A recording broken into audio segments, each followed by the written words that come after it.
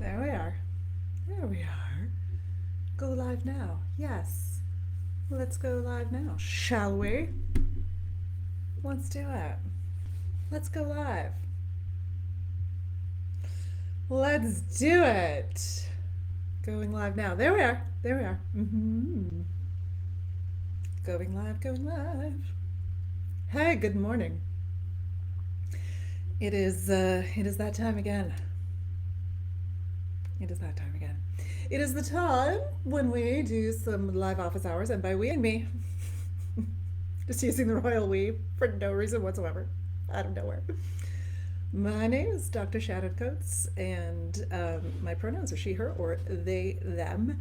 And I am a singer. I am a educator. An educator. It's good education right there. And a voice pedagogy maximizer. And I develop resources for voice teachers, primarily for independent voice teachers, but also for academic voice teachers if they're interested, of course, if you're interested. And the resources involve things like primarily focused on pedagogy, how we teach, some of the things that we deconstructing some of the ideas that we may have around teaching and how that affects our actual teaching. One of the resources that that is coming up is a class called, well, it's a series of classes, 2 classes and 1 pre-recorded class. So 2 live classes and 1 pre-recorded class. The whole series is called Neurodiversity-Affirming VoicePed 101. It's a lot. The first class, these are new classes. The first class is, it'll come to me. Oh yeah, neurodiversity primer. We're talking about language of neurodiversity, which lots of folks have heard me talk about before. And we are also talking about the ADHD neurotype in the voice studio and the autistic neurotype in the voice studio. So we're talking about some specific experiences, behaviors, etc., that come out of those, specifically those 2 neurodivergences in the voice studio. And then the second one is building inclusive voice studios through a neurodiversity affirming lens. Also very large titles. And those are, and in that one we're going to talk about really specific ways to create more inclusive voice studios through a neurodiversity affirming lens. Too many words, but very specifically. So we're going to talk about policies. We're going to talk about,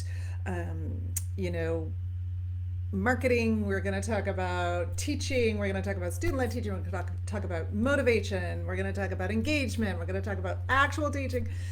I think I said that already. We're going to talk about a whole bunch of those different things in terms of, and setting up your physical voice studio as well. So we're going to talk about all those very specifically.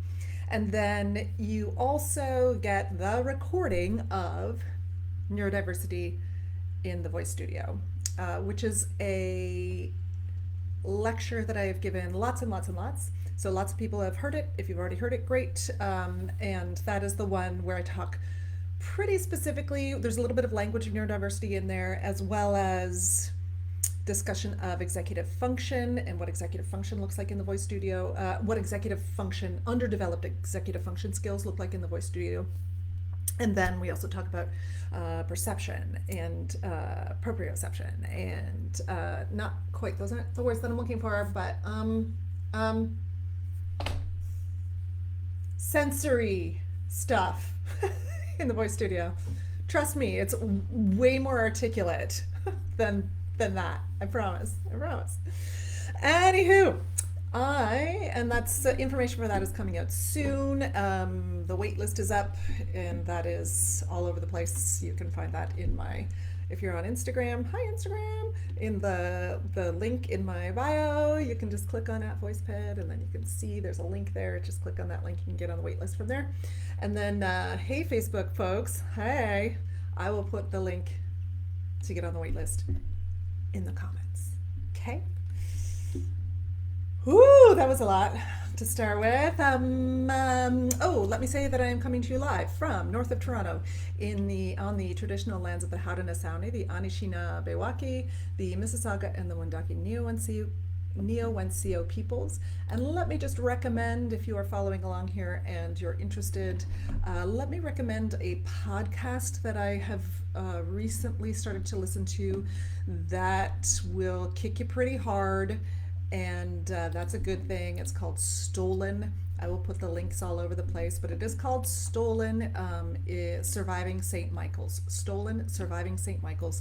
It is with Connie Walker, and you can find it on all of the platforms that you listen to. I listen to it on Spotify, but you can find it everywhere. It's from Gimlet Media. So that is something to take note of if you are interested in understanding more about the Native experience, understanding the original caretakers and continuing caretakers of this land, understanding the experience. So that is, it's a hard listen, especially if you are a colonizer. Maybe not especially, maybe more, or maybe less, but it's a hard listen in terms of, yeah, it's a hard listen. So, all right. What I mean by that is, let me just see if I can be clear. What I mean by that is that it's hard to listen to as a colonizer person. And I don't think that it's harder to listen to than if you are a Native person. That's not what I mean. I mean, it is hard in a different way, and it is incredibly uncomfortable. It's certainly something to listen to. Woo! It's a lot. Hey. Oof. We're talking about ADHD today, or the interest-based nervous system. We're talking about that because, as I said at the beginning, the classes that are coming up at the end of April are around Neurodiversity-Affirming VoicePed, and one of the sections of the first class is on the ADHD neurotype. And I'm going to go into it quite a bit in the class, but I want to give you a little taste and just sort of drop some information about the interest-based nervous system. This is a phrase that let me check and make sure I have the names correct. Dr. William Dodson. To my understanding, William Dodson first sort of coined this phrase and coined this as an understanding of the ADHD way of being in the world. And this is an interest-based versus an importance-based nervous system. So interest versus importance. So in a neurotypical person, someone who is not ADHD, the importance-based system is this. I know that something is important, and so then I do it. I prioritize what needs to be done, and then I do it. Great. That is not the way that an ADHD/interest-based neurosystem works. And so we're gonna nervous system, or neurotype, nervous system. And so we're going to talk about the 4 ways that ADHD folks are motivated and how we get things done. And I'm going to talk about those pretty briefly, but I just want to kind of outline them. I will leave a couple of resources in the comments. Also in my because I was talking about this yesterday with a good friend of mine, and so I thought, this is a good topic for today. And it also really, like I said, aligns with the classes that I'm doing at the end of the month.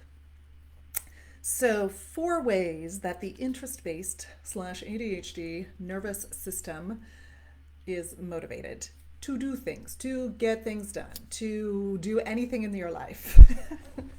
And I'm just going to talk about them briefly here. I go into it in more detail in the class, but we're going to talk about it briefly here as an outline. I will also drop I made a handy dandy cheat sheet about the ADHD nervous system, and it'll be in my link in bio. I'm just like pointing up here because it'll be up there somewhere, the link in bio, that you can download it soon, and then I'll also throw it into the comments here on Facebook. And also, if you get on the wait list, I'll send you that one, plus the autism in the voice studio, plus inclusive voice studios, plus executive function, plus the language and neurodiversity. I made a whole bunch of cheat sheets just for good times, so you get them all. I love a cheat sheet, right? Yeah, so if you get on the wait list, you can get those cheat sheets, or I'll throw them in the comments and also in my link in bio. Okay, let's stop that now. Let's talk. ADHD nervous system, or interest-based versus importance-based nervous system. 4 things.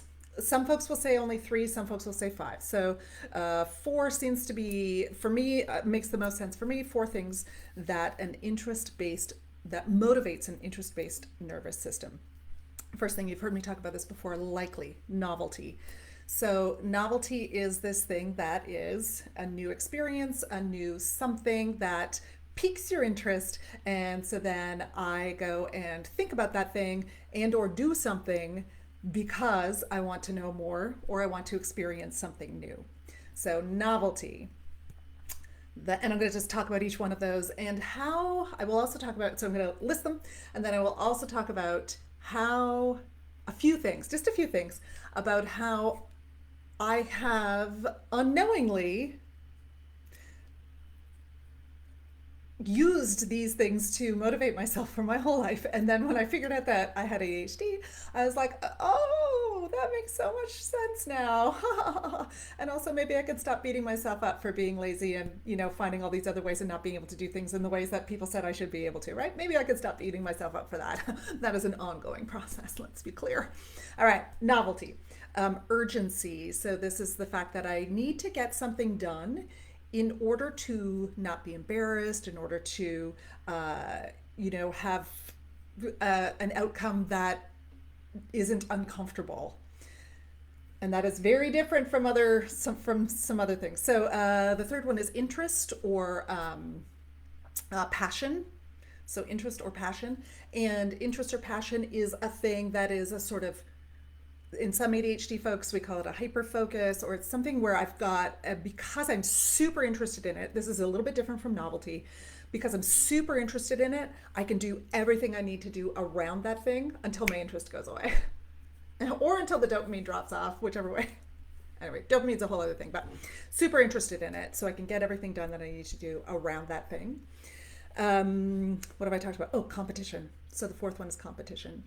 And competition looks different in different people, but for me, competition shows up as something that is sort of socially motivated for me.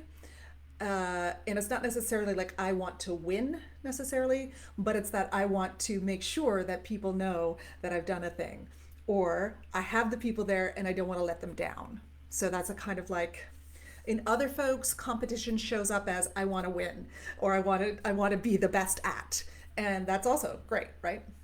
And again, that's sort of socially based. It's sort of like externally based, if you will, around like I want to win a thing, I want to be the best at a thing, I want to do the thing better than everyone else, which is fantastic.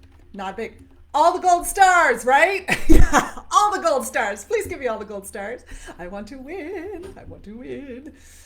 So that all of these, of course, show up in different ways in different people. But let me break down a few things here. So I can't remember which order I did them in now. So let's go backwards. Let's pretend. Competition. Let's talk competition. So as I said, competition tends to be something that is socially motivated and or externally motivating. One of the ways that I have always sort of supported myself in that I see now is competition based. And one of the ways that I've always felt most comfortable working is working with,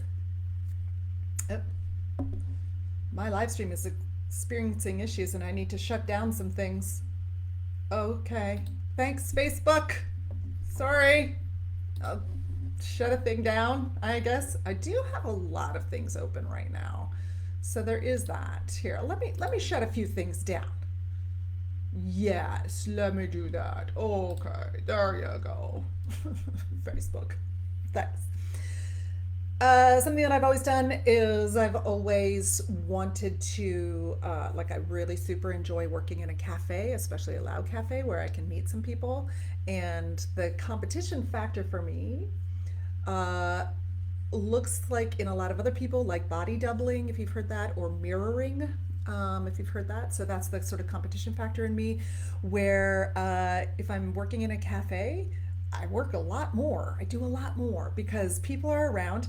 I know they're not watching me. I know they don't care whether I'm working or not, but it doesn't matter because I know that the people are there. And also because I'm a very social person, it also gives me the opportunity to sort of like look at people and observe. And also I get to, meet a barista or two and all that stuff. So, and also, eat great food.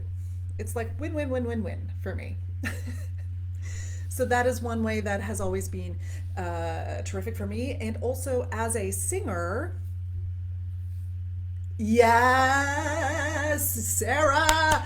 The way a Showtime performance deadline always felt so much more real than an essay deadline. Yes, right, right. So much more real. Mm.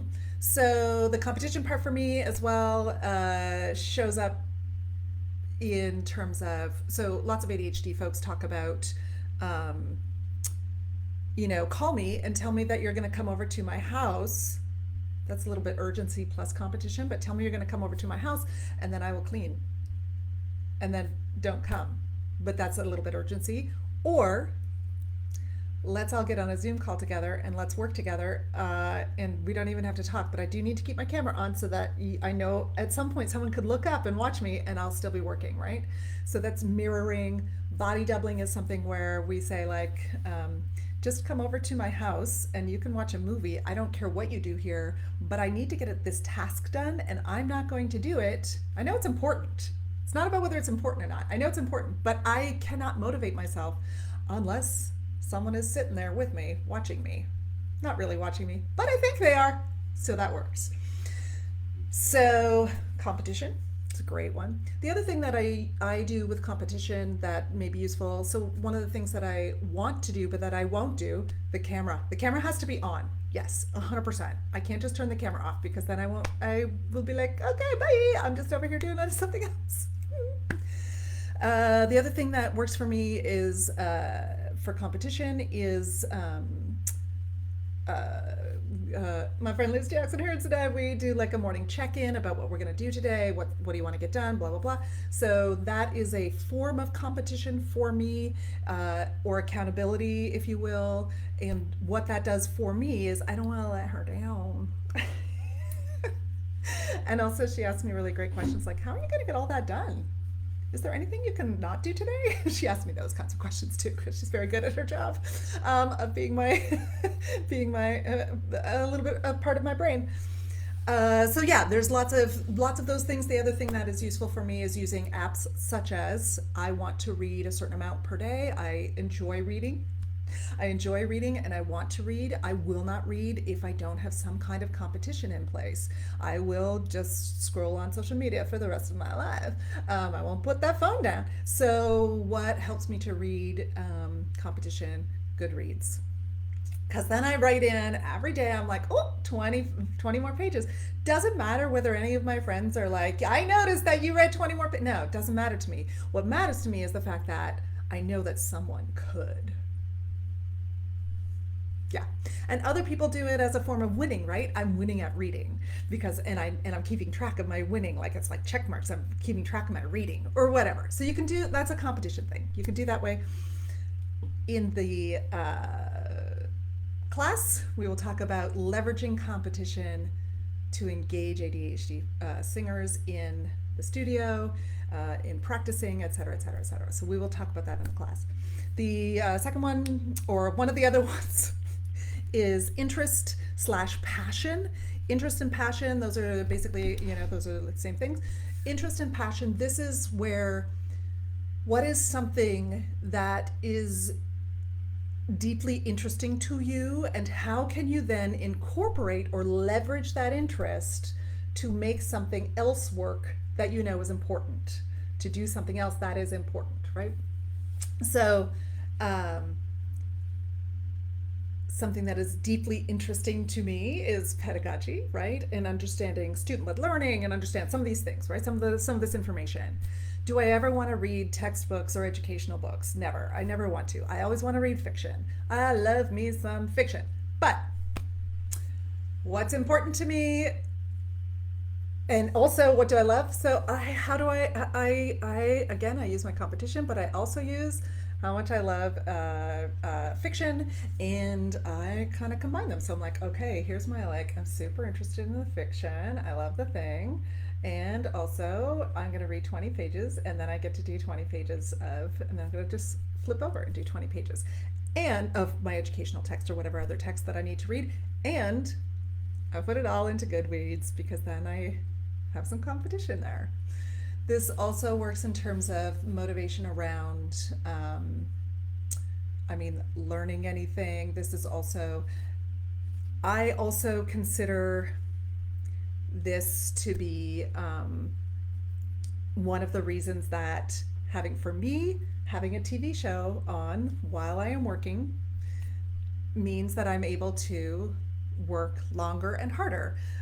So having a TV show on in the background that I have already seen before, this means my brain gets to do something interesting. My brain is like, oh yeah, we love a good drama. We love a good, well, good. We love a, we love all the drama. We love all the cop shows. We love all the Law and Order shows for whatever reason. Don't judge me. We love all of the detective shows. And they get to go on in the background. And then my brain is like, yay, I get to watch a show that I love. And meanwhile, like one part of the brain.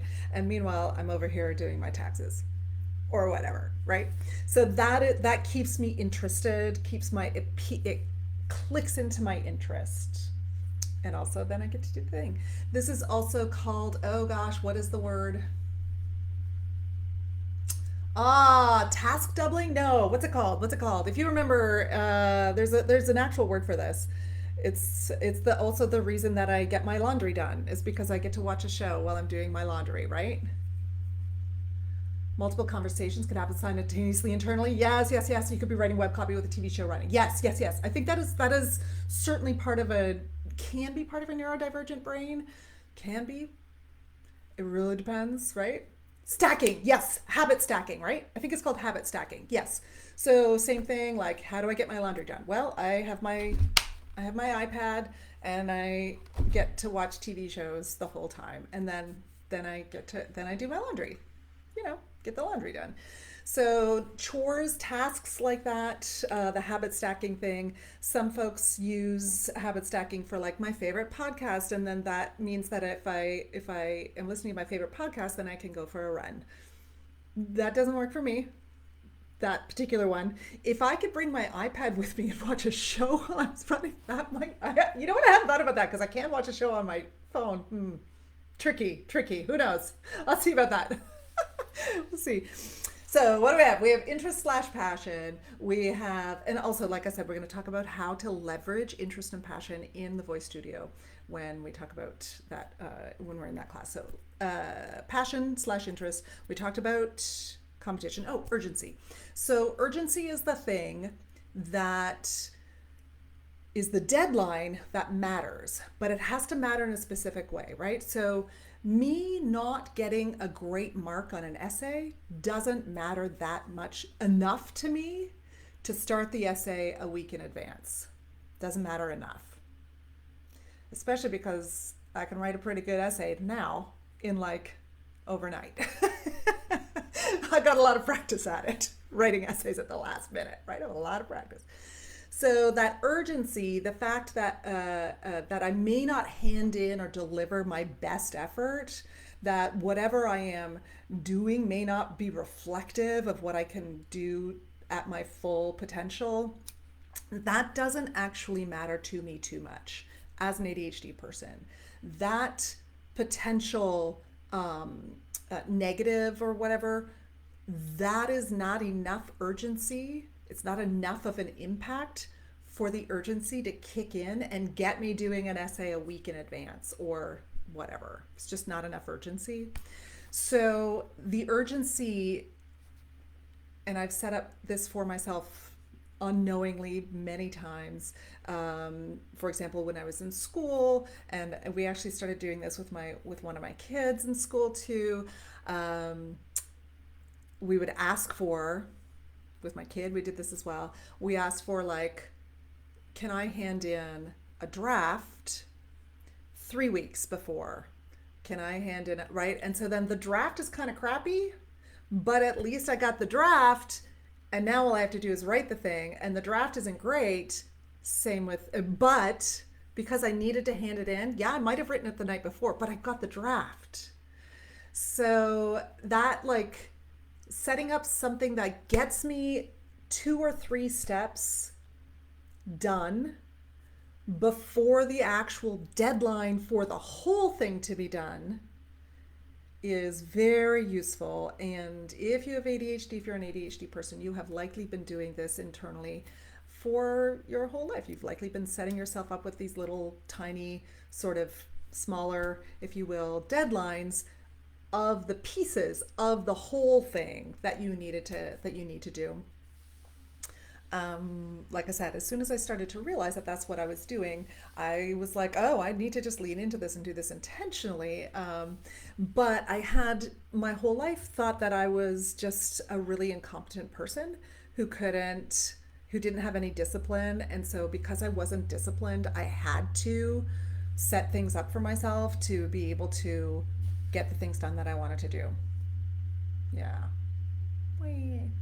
Now I know, and I support myself. Urgency. Again, we will talk about how to leverage urgency in the voice studio for motivation, for engagement, for lessons, for lesson prep, all of those things. We'll talk about how to leverage that in the voice studio, or how to lean into it in the voice studio. What's the other one? Novelty. Novelty. Gosh, do I love a little novelty in my life. Love the novelty. Yes, I do.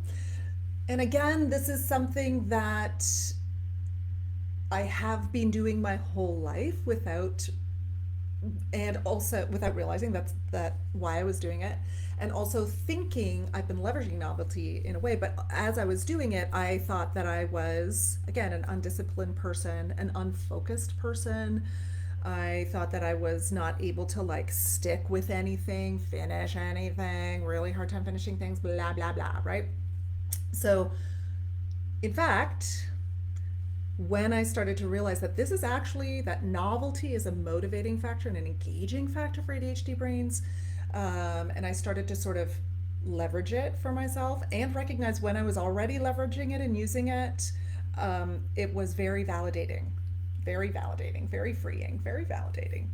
And one of the examples that I use on this one all the time is the example of daytimers. I have had an agenda because of my, like, anxiety around not being able to complete things and never getting anything done. You know, I have a doctorate, right? I have a terminal degree. I have 2 graduate degrees and a terminal degree. I never get anything done. Still goes through my head. I still think that about myself. That I never get anything done. It's amazing. It's really quite amazing how your brain works. I also totally fight the demon of you're such a lazy, undisciplined person every single day of my life. It's amazing. You know, I have a doctorate, right? I have to remind myself of that sometimes because I'm like, well, you did do a couple of things. You have completed a couple of things in your life, Shannon. Just a couple. All right, so what was I talking about? A little squirrel there, a little ADHD, blah, blah, blah, squirrely. We were talking about novelty. All of the anxiety around... I literally wrote a dissertation. Yes, I totally did. I also did 3 graduate level recitals. It's fine. It's fine. Literally did a thing. It's fine. Yes, novelty. All of this anxiety, all of my life around having a daytimer, planning, not being able to get anything done, feeling lazy, procrastinating, all of those things. I have had a daytimer since I was in, like, grade 6, forever. There's also some issues of, like, time impermanence and some other things in there too, which is often part of ADHD and neurodivergent brains, which, wow, I wish someone had known about that a little earlier than when I did. I wish I had known about that. So I have also tried every single productivity planning tool out there. Name me an app, I probably have it on my phone. Name me a productivity app or a planning app, I probably have it on my phone. Name me a calendar scheduling thing, I probably have it on my phone. Name me a system, a productivity system. I've probably tried it. I've probably done it. I bulleted, bullet journaled. I've probably done it, right? Just name me a thing. I've probably done it. And I've done I've done sticky notes all over the place. I currently have a huge wall calendar that I happen to be using more than I did last year. What do you know? Just because why not? This year it's working.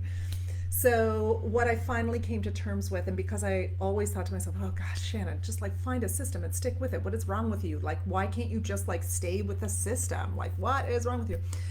When I figured out that novelty was a part of the ADHD nervous system and a motivating part of the ADHD nervous system, I just started to say, well, you know what? When you want a new thing, get it. Because what happens is that I actually am then using the tool. If I want to stick with it, if the actual goal is to use the tool, it doesn't matter whether I'm changing the tool every 5 months, right? Or 3 months, or a year, or whatever. It doesn't matter if I'm changing the tool because I'm still using it. If that's the thing that allows me to use the tool, great. Because the point of the tool is to use it. And if I'm forcing myself to stay with one thing and not and just stay on target, Shannon, just finish one thing, just finish one day timer, for the love, just finish one day timer. So many unfinished day timers. Just finish one. If I'm forcing myself to do that, I won't use the tool. And what's the point? The point is to use the tool. So if I have to get a new tool every 3 months, fine. At least then I'm using the tool, right? So coming to that realization that novelty is a thing that allows me to actually do the thing I want to do, huge. This is also the thing that allows me to that I lean into in terms of let's go back to sort of reading. I love reading. Like I said, I love me some nonfiction, especially some fantasy and some. I love young adult fantasy. So crazy. She says, as if, it's not. There's nothing wrong with that, by the way. Anyway, love that. The novelty factor. I rarely finish a series, rarely, very rarely, or I start 1 or 2 books and then I'm like, oh, 3 years off, let's do 3 and 4 now. 3 years off, let's do 7. Who needs 5 and 6, right? And I let my brain get the thing it needs to get in order to do the thing I want to do. Again, we're going to talk about how to leverage novelty in the voice studio. All 4 of these things. So all 4 of these sort of motivators in terms of an ADHD brain or an interest-based nervous system. When we use those in the voice studio, or we offer these things as options in the voice studio, we're aware of them in our teaching. They don't just work, if you will, for for ADHD folks. They don't just work for ADHD. They aren't just motivating for ADHD folks. When we're offering them as options, the folks who are motivated in these ways will self-select to do them, to use them. The folks who are not motivated in these ways, you probably already know who those folks are. Those are the folks who are filling in their practice charts. Those are importance-based nervous systems who are motivated by the fact that it is important, and so I'm going to get it done. That's enough motivation to be able to do the thing, which I don't understand that. I look at that with a lot of awe. And that's fine. That is a way of being in the world, and that's absolutely fantastic. And that is, but when in the voice studio, I'm just talking specifically in the voice studio, but in the world too, when we only offer and we only understand importance based nervous systems, and we preference that. So we say, well, if you wanted it badly enough, if you wanted to sing well badly enough, you would do what I told you to do. If you wanted to practice, you would do it. Clearly, you don't want to practice. When we say things like, well, if you wanted to learn the song, you would have. I gave you all the tools. You know how to learn a song. You would just do it. If you wanted to. So as soon as we start to preference that, as soon as we see that importance-based motivation or engagement as the only way, as the best way, as the main way, as soon as we see that and we preference it and we use that language, all of us ADHD slash neurodivergent slash interest-based nervous system folks, we all try our best and we get a lifetime of feeling lazy, like we're procrastinators, like we are not able to finish anything, like we are bad at being a student. We get a whole lifetime of that kind of messaging, right? And we already get enough of that messaging in school. We already get enough of that everywhere else in our life. We do not want that same messaging in the voice studio. So that's what we're going to talk about or one of the things we're going to talk about in the class at the end of the year, end of the month. Talk about it in the class at the end of the month, which is, again, how to not preference importance-based nervous systems and the way that importance-based nervous systems work, how to not preference those systems in our teaching and in our studios, and how to offer options. Ooh, after our conversations yesterday, I'm still on this high where artistry comes from the beautiful meandering of the mind rather than rigidity. Yes, systems are amazing to help focus that creativity, but these four motivators seem so beautiful and connected. I agree with human experiences. Is that not the case for importance-based nervous systems? Right.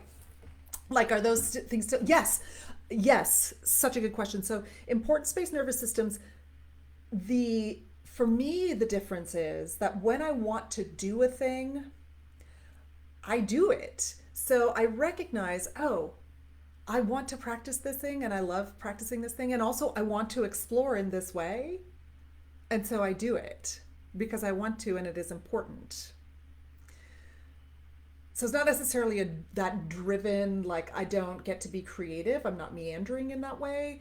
It's that the things that will allow me to be creative, the things that will allow me to do that kind of like self-reflection kind of thing, the things that will allow me to do the artistry and discovering, those things, I can do those things without having to support myself to do them, without having to set up a system for myself to do them, right? Because I'm going to just do them because I want to, because they're important to me or to someone else, to my boss, for example, or to my voice teacher. I'm going to do them because they're important.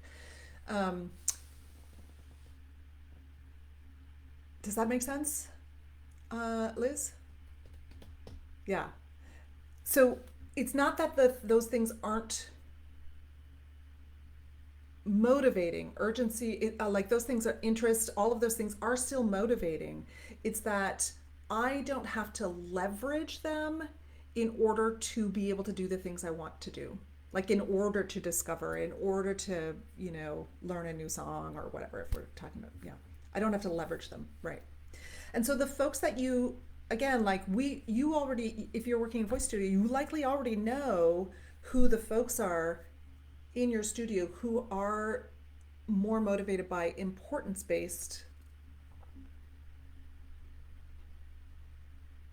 Sorry, I just had a thought. An importance-based nervous system. Let me think about whether I want to talk about that. I don't think I do. Because again, those are the folks who are filling in their practice calendars. They're doing the stuff, they bring all of their stuff to their lesson every week. They do they do, like they're the like good students, right? Like they're the like perfect students, if you will. They're the good students. And this is something that, again, when we preference folks who are able to, the same project approach being interest-based nervous, yeah, versus important, yeah, let me do that. These are the folks who are able to do the things they want to do without having to leverage their engagement or their motivation. Yeah, no, let's do it. Let's do it. I love it. I love a challenge. You know me. So let me think about an example. Same project.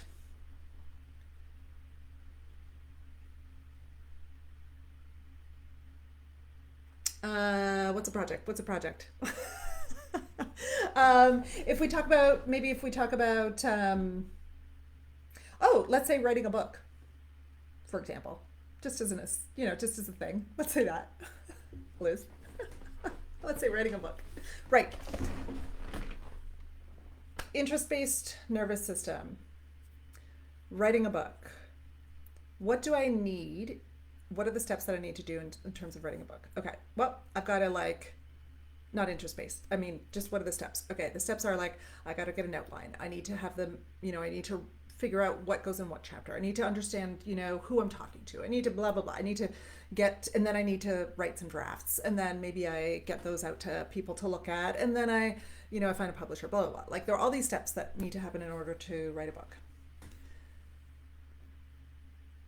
Importance-based nervous system says, okay, I'm just going to set aside like a half an hour a day. I'll get up at 6. I'll get up a little earlier. I'll set up a half an hour a day. I'll write maybe a page a day. And I will, this is when I'll have the,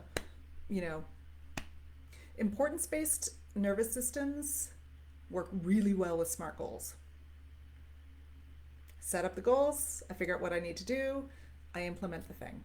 So now I write for 30 minutes every day and I do the thing, and I am internally motivated, if you will. I don't have to put a system in place. I just have to decide that that's what I'm going to do. These are also the people who run every day, who work out regularly because they want to. It's enough to want to, and it's enough that it's important to them to do it. Interest-based. I need to tell someone if I'm going to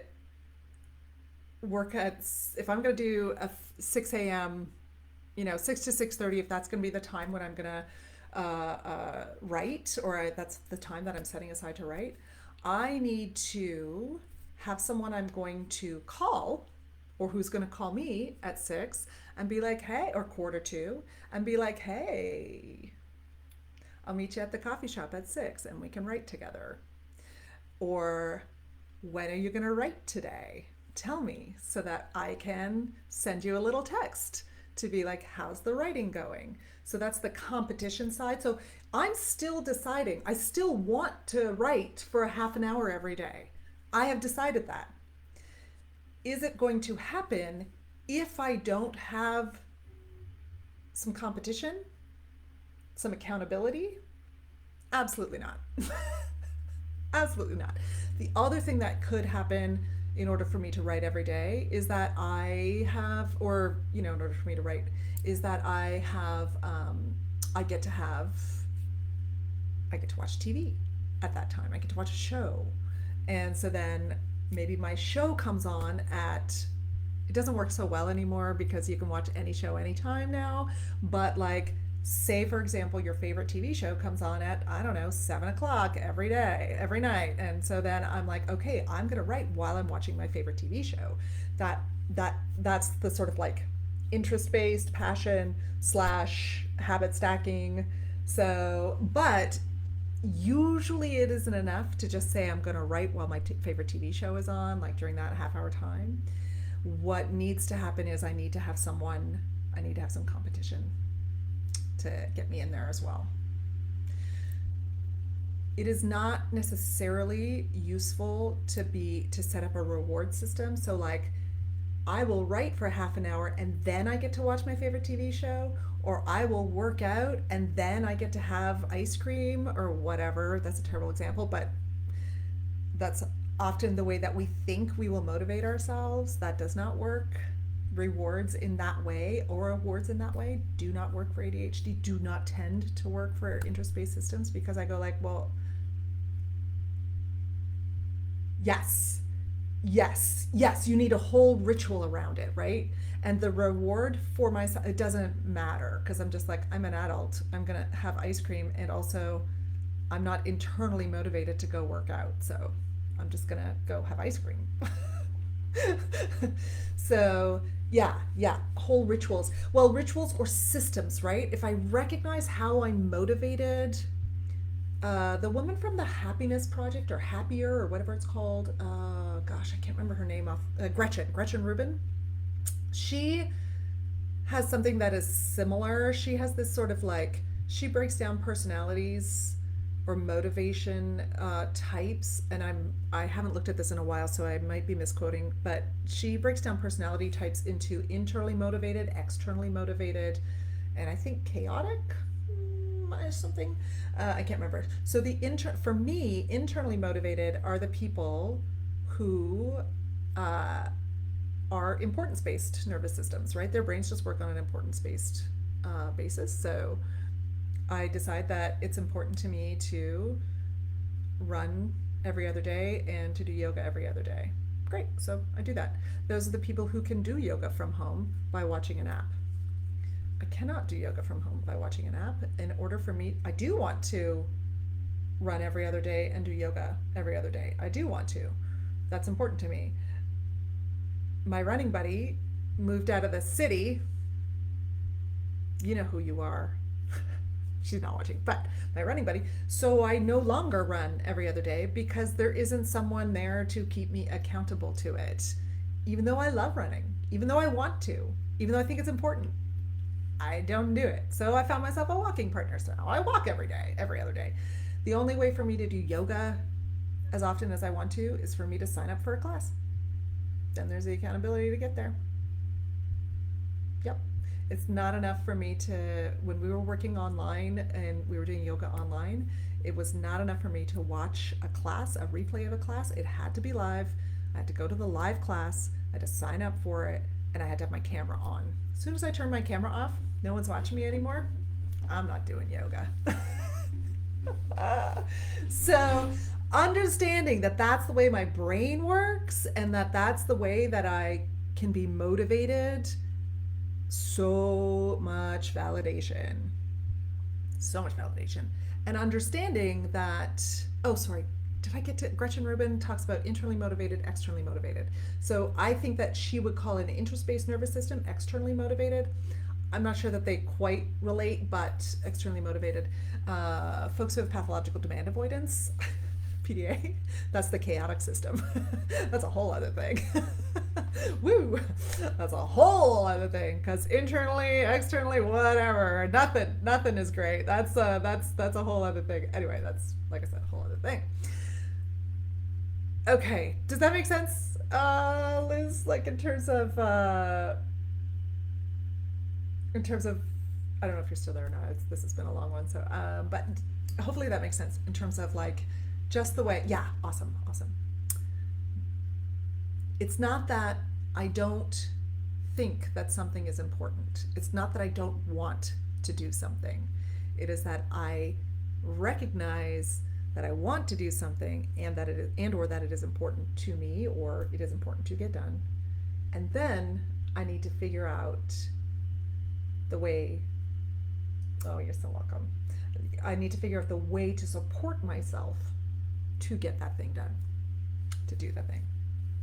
And we're going to talk about all that in the voice studio, how that works in the voice studio at the end of the month. Okay, waitlist, like I said, somewhere around here. I'll put all the links. Also, the link is in my bio on Instagram. And also, my little ADHD neurotype, I'll put that, my little cheat sheet, I'll put that in there as well. Yay! All right, have a great weekend.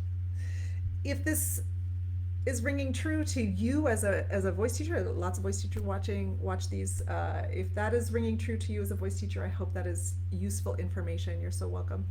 And like I said, hopefully maybe there's something a little bit validating about that too. I would love for that to be true. To feel like, oh wait, maybe I am not a lazy, undisciplined procrastinator. Maybe not. How great would that be? Hey, if you are not. Also, how great would it be? How great would it be for the folks who are importance-based nervous systems and or internally motivated? How great would it be for you to recognize that you are not actually inherently superior because you are disciplined and able to do tasks when you want to?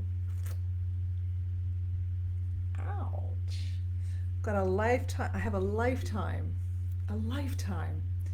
of wonderful folks in my life who, in the same way that I was afforded an unearned goodness, inherent goodness, because I was thin my whole life. So I was afforded this sort of like, oh, you must be a good person, you must be a disciplined person, you must be, because I was thin my whole life. In the same way, folks who are internally motivated / importance-based nervous systems are afforded this sort of inherent goodness because they are disciplined, because they get things done in a certain way. And so that is just interesting. Also part of the deconstruction process.